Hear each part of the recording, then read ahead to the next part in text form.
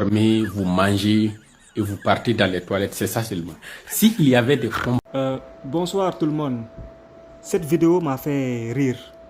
En même temps aussi, ça m'a montré le degré d'hypocrisie des panafricains, entre guillemets africains.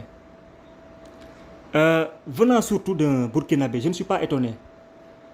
Parce que quand souvent on n'arrive pas à faire des résultats, on a tendance à mépriser tout le monde.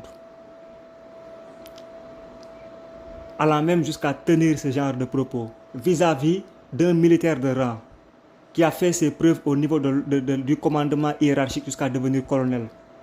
Mon ami, là tu ne t'adresses pas à un VDP, un volontaire pour la défense de la patrie, ni à un rebelle.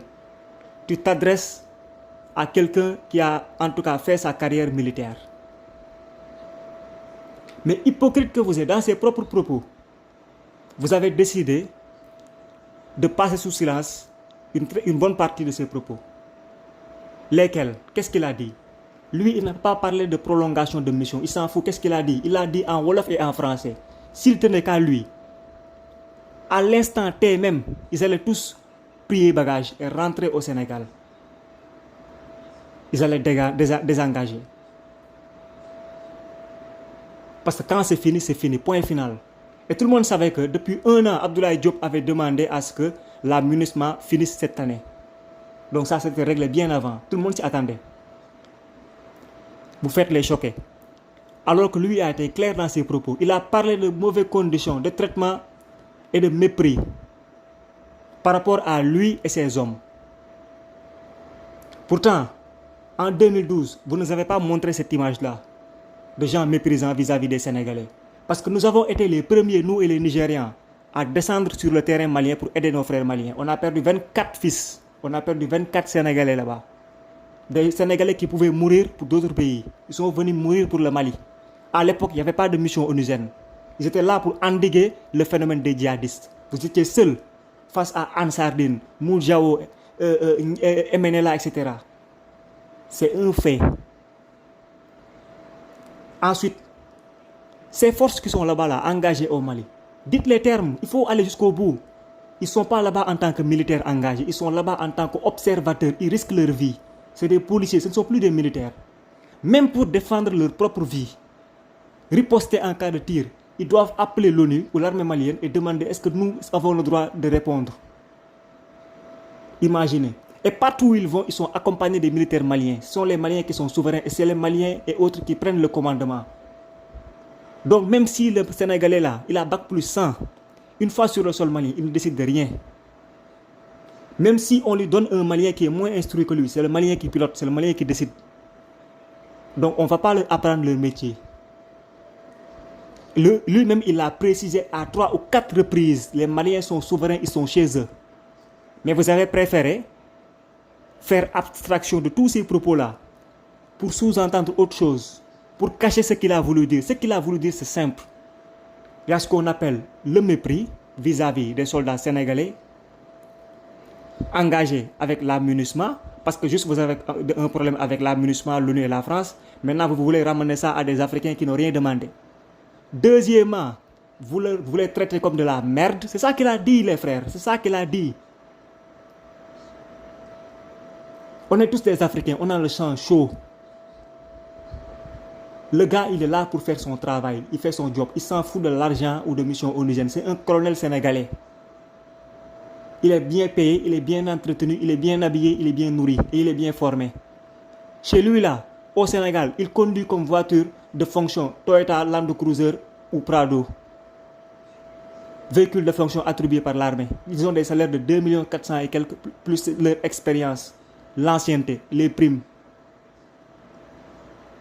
Donc s'il s'agissait que de l'argent là, le gars n'allait jamais parler. Mais il a avec lui des troupes, des enfants de troupes.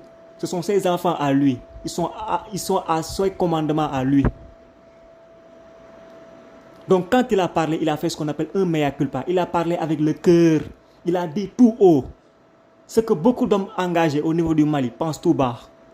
Peut-être il a remonté les informations, il en a parlé, il s'en est ouvert, personne ne l'a pris en compte. Et là, voilà, il s'est comporté en militaire.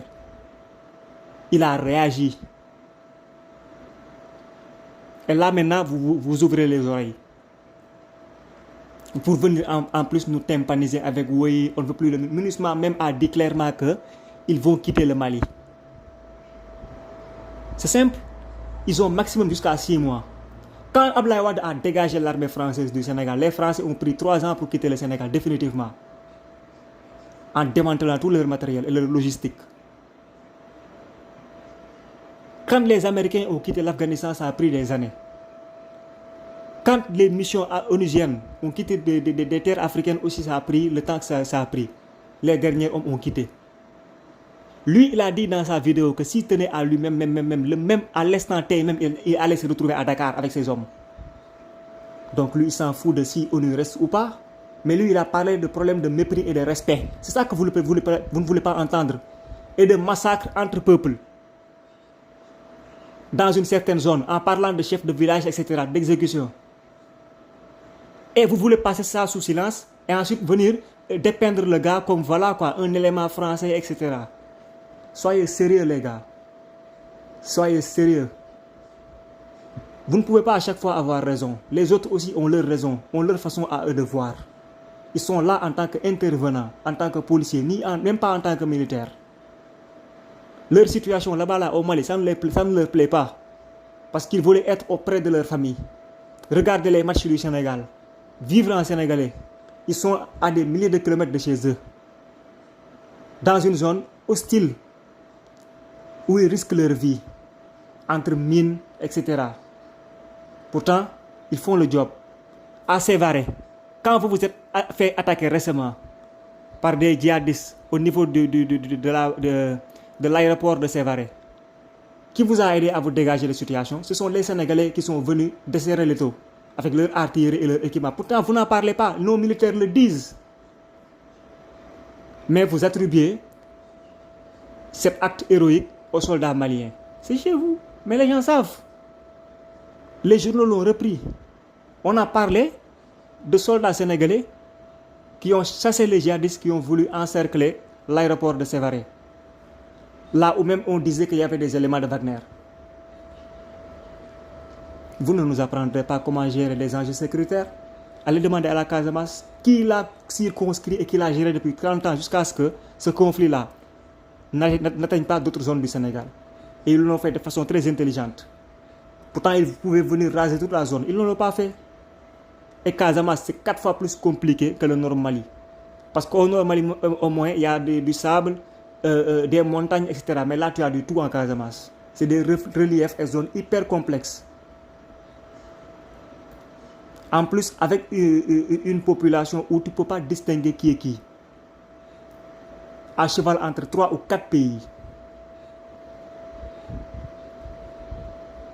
Mais bon, l'Africain est toujours comme ça. Voilà moi pourquoi je vous dis, sortez des idéaux de panafricains là, etc. Et restez nationalistes, protégez-vous, barricadez-vous. Et le Burkinabé qui a fait cette vidéo là, tu as combien de frères burkinabés qui foutent le bordel à Kédougou, 750 km de Dakar, chez nous, qui prennent de l'or sénégalais, pourtant nous on voit mais on dit rien. Récemment la gendarmerie sénégalaise a intervenu, ils ont récupéré tout leur matériel, mais on demande aussi à la gendarmerie de les dégager chez eux. Comme c'est comme ça, on va faire comme ça. À gâter, bon, gâter plus.